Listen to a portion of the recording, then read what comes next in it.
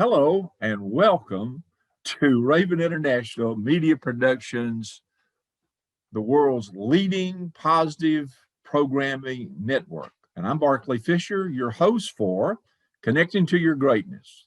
Each and every segment that I will be sharing with you over 40 years of experience for looking for tips for success. TIPS is an acronym. T stands for technique, a way of doing something.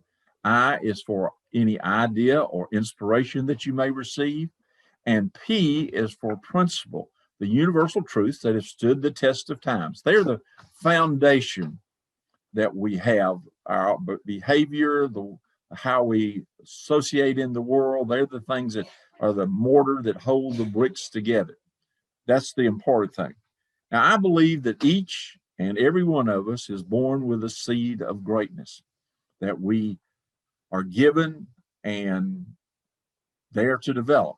Many people, the outstanding people that we read about who invented things, the Steve Jobs, the Michelangelo, Henry Ford, whomever, those people all discovered what their passion was and what their seed was, and they developed it, and the world was rewarded because of their effort. You and I have a seed. It may not be as grand as that is, but you and I, we throw a pebble in the pond of life and we make ripples. Things happen because we're here. What we'd like to do is to profoundly affect the people around us and leave the world a better place when we leave. So we're trying to be the very best we can be. Each and every one of us is the sum total to this point in life. We are a product of our heredity, the environment, the physical and mental state. We are a product of things known and unknown, but we are who we are today based on all of our experiences up to this point. There are two ways that we learn. One is you and I go out and do things, and it's trial and error, success and failure, and we get better at it. Start off, we couldn't walk. We crawled a while. Then we learned how to walk. Then we learned how to run. Crazy example, but it's that way. The other way is you learn through assimilation. We learn from others. They have perfected something. They have the technique of doing something. They have the principles in place to do whatever it is, to start a business, to pastor a church, whatever the case may be. They learn from other people and they're sharing that with others. Today, we're going to be talking about another formula. Last week, we talked about desire plus study plus action equals success. And first of all, the most important component of that is desire. We have to have a passion or something that we want to accomplish. If not, we're not making any waves or anything. We're not doing anything. We have to have a passion. We have to have that to move forward.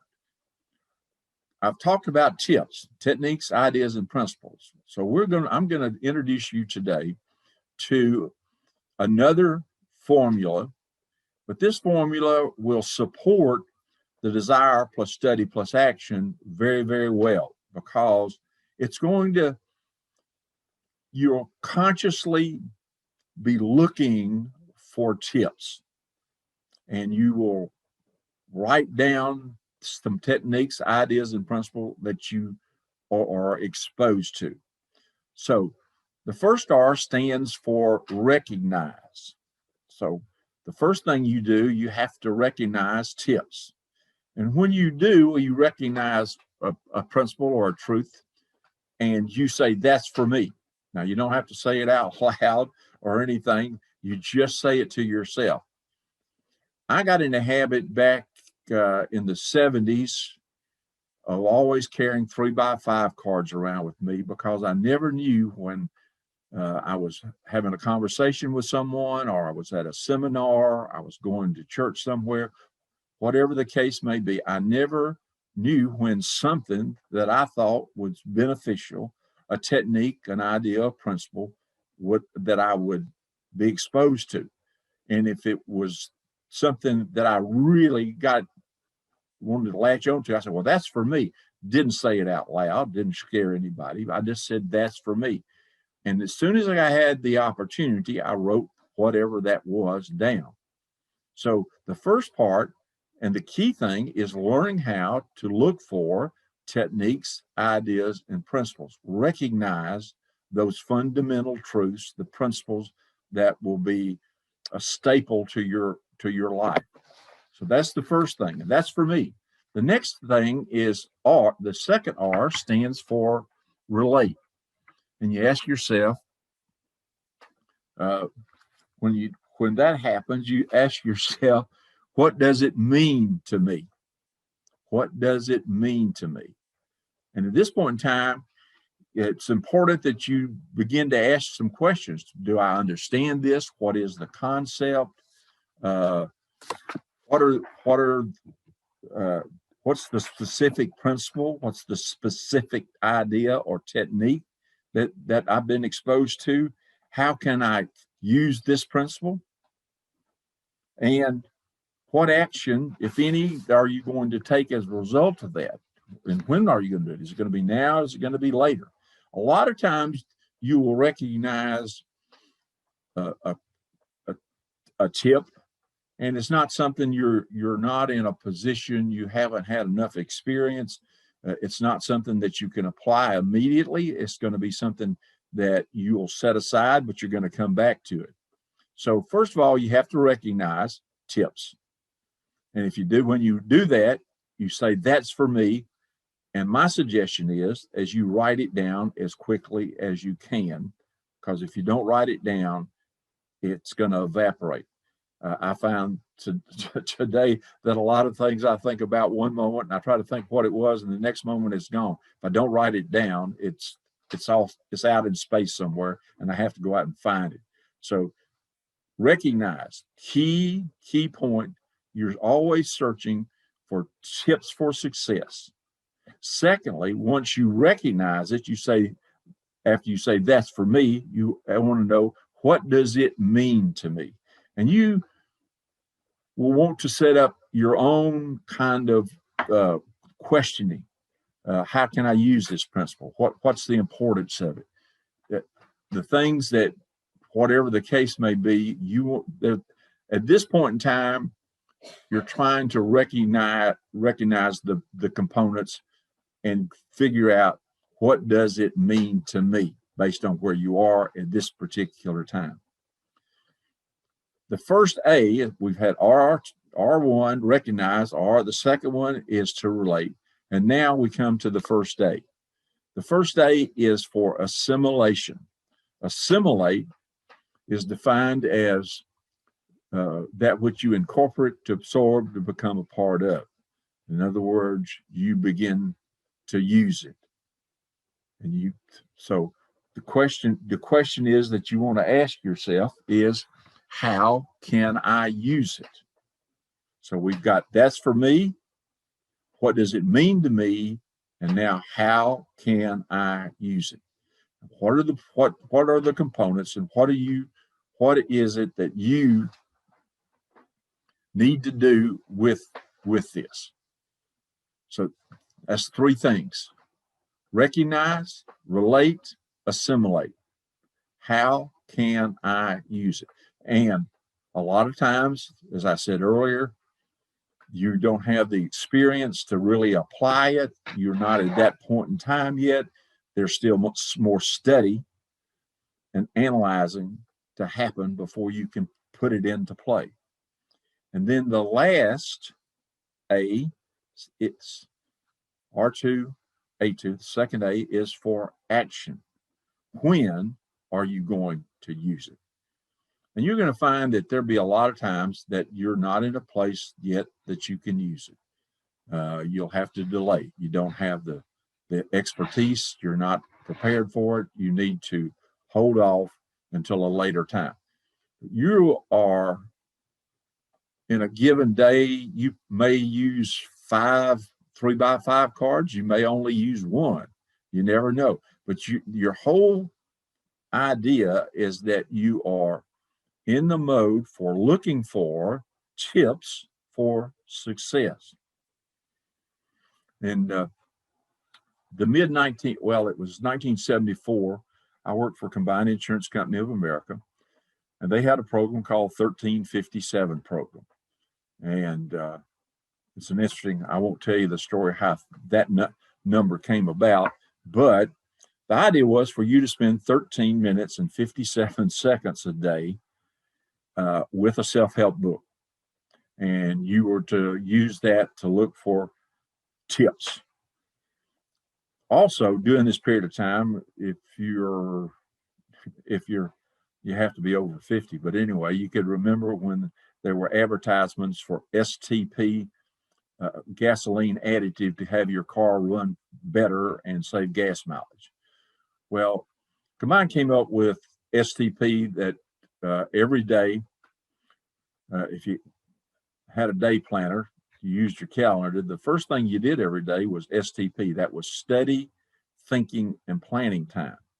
So during this period of time, you reflected on what were the major things you wanted to accomplish this day, what are the things that you needed to do, and you listed them in order of importance, what was the most important thing, and you worked on that thing, that part of your daily plan. So STP is a time for reflection. It's a time to study. It's a time to read. I know a lot of people that use this as a meditation time. They read the Bible, they do some meditation, but taking 15 minutes to begin with, you'll think it'll last, it feels like it's lasting an hour. As you get further along, you will find that it goes very, very quickly. The reason for this is the more of those things that you get, and the more you think about it, and the more you ask the questions, it becomes more cemented in a part of what you do every day. It begins to be a success habit. Now, the R2A2 formula has been a great success for a lot of people because it's revealed things. It's taken poor people to become wealthy. It's taken people who struggle with education to be scholars. It's taken people that give them mental toughness and physical well-being. They took that whole concept and the principle to be more successful. One of my favorite slogans is Ray Kroc, who the founder of McDonald's, had, as long as you're green, you're growing. When you get ripe, you begin to rot. And he believed that as long, and it is a truth principle, every living organism, every plant grows to a point, levels off, and then begins to decline unless there's new blood, new activity, new goals, new stimulus to keep you going. You know people, and I know people that I read something recently that most great accomplishments by mankind has happened after they were 60 years old. I don't think Jobs was 60 years old when he founded Apple computer. Matter of fact, I know quite certainly Bill Gates was not 60 when he did all that he did with Microsoft. But as long as you're green, you're growing. This is what this is about. My connecting to your greatness is about sharing with you tips for success that will help you grow into the person that you want to be. That's what this is all about. And I'm sharing with you some of my experience that helped me do the things that I wanted to do, and others. A little bit later on, I'm going to be introducing you to people who are ordinary people who have done extraordinary things and things that they found a passion for, and devoted themselves into becoming a better person and helping others to become better people. So connecting to your greatness, we've given you two really, really important formulas: desire plus study plus action. If you haven't decided on what it is you want to accomplish, what's your passion? If in the morning when you're taking your shower, you're dreaming of uh, starting a flower shop because you're really you like flowers and gardens, and you like to meet people, and you like to share how to grow roses and all kinds of things, if that's what you're thinking about. But you're an accountant working for TurboTax, and you hate it because you're not out there getting your hands dirty. uh, you need to think something else. What is it that you're thinking about privately that you would like to accomplish? What is that little voice that's been talking to you for years about maybe changing your profession? What is it?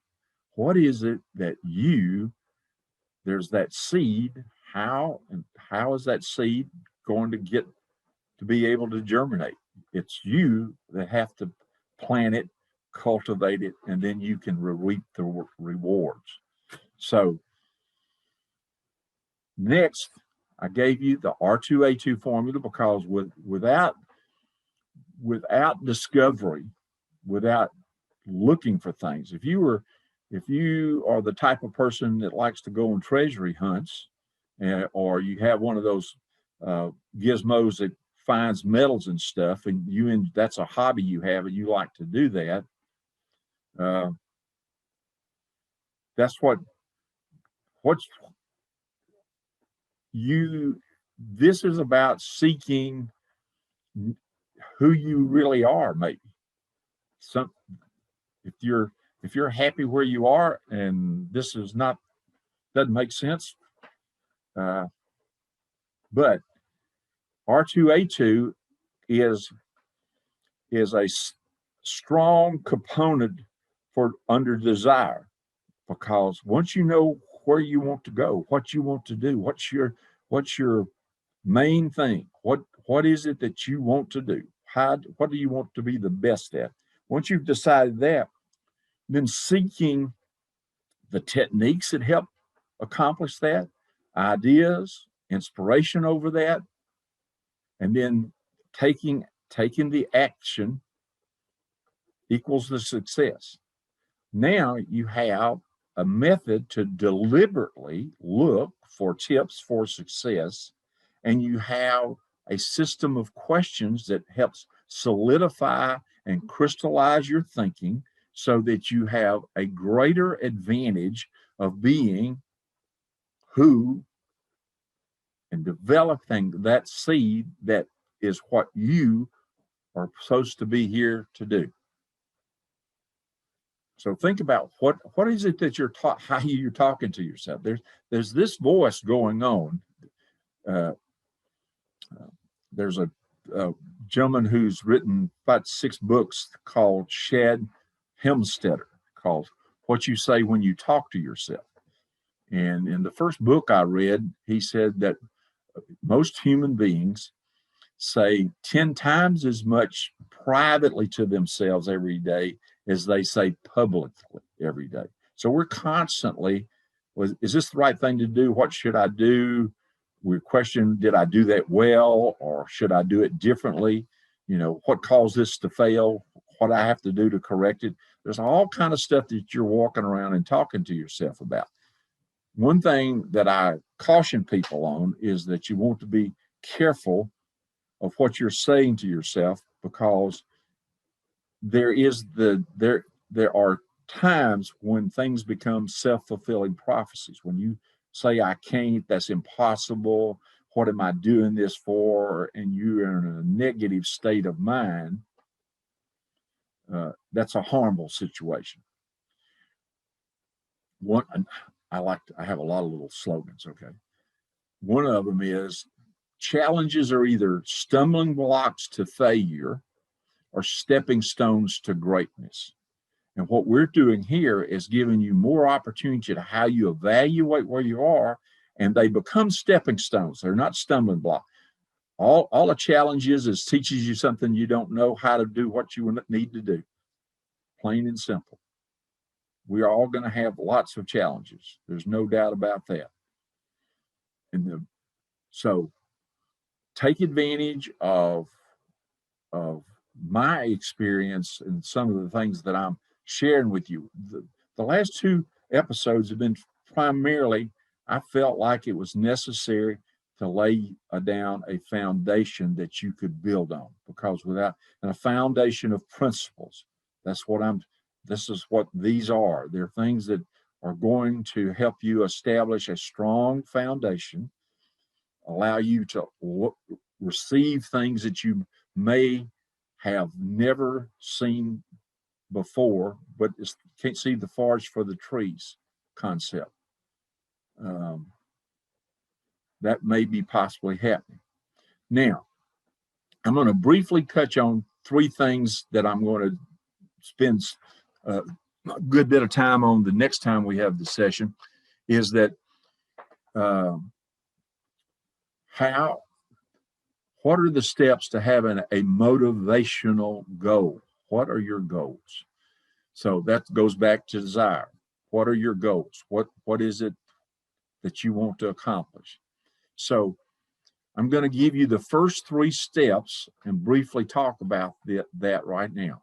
First thing is you have, for a motivational goal, it has to be conceivable. It's something that you think of. Napoleon Hill says in Think and Grow Rich, if you can dream it, if you can think it, if you can visualize it, it's possible. His great common denominator of the hundreds of people that he interviewed back in the early part of the 1900s was, whatever the mind can conceive and believe, the mind can achieve. And he talked about Henry Ford going in and telling his engineers he wanted a V8 engine. And he said, "Now get it." And he comes back 6 months later and he says, "How's my V8 engine coming?" He said, you can't do a V8 engine. Well, he fired all those engineers and brought in a bunch of young people and said, "I want a V8 engine." And in a very short period of time, they produced one. But he had the vision. The first group didn't. They couldn't see it. How many people do you think were walking around the planet in the 1970s thinking about having a desktop computer? Computers took up whole buildings, big rooms. But there, April 1st, 1979, Steve Jobs and Wojciechowski, however you say his name, incorporated Apple. And they were looking for a desktop computer that was attractive, not square, but had rounded corners. He had a vision. And he, as we all know now, Apple been quite successful. But that was a vision, first of all, okay? He conceived it, and he believed it. That was the second part, okay? Once you conceive it, you have to believe it. It can happen, and you get to work to make it happen, okay? And then the third component is conceivable, believable, and achievable, okay? Do you think that Jobs, the first time they put a computer together and put all the components together, that it worked? Probably not. Did McDonald's come up with the way to serve so many millions and billions of hamburgers out there in California to begin with? No, they had to work at it. Everything, but if it's conceivable, it came in your brain. If it's believable, I can do that. I'm sure I can. And then belief that it's achievable, it's going to happen. Okay. So I just leave you with those three, because we're going to go and I'm going to add the final five. And I'm going to go into more detail next time. But your motivational goal, first of all, has to be conceivable. You have to have the vision. You have to be able to think about it. Okay. And that's the first step. Napoleon Hill, as I said, he said before, the common denominator of great accomplishments, those industrial statesmen that built America, that came from somewhere else to come here to be steel magnets and come out with armor, all of the things that happened in the early 1900s that changed America to the industrial nation that we were at that time, was because of it's conceivable, believable, and was achievable. And man thought about it. So when we come back next time, I'm going to go more into that to lay that foundation. I feel like that giving you the foundation of these formulas and the principles will be a great benefit to speed up the process of you discovering how that you can connect to your greatness. Until next time, this is Barclay Fisher, connecting to your greatness on the Raven International Media Productions, the largest and best positive programming network ever. Until later, have a great week.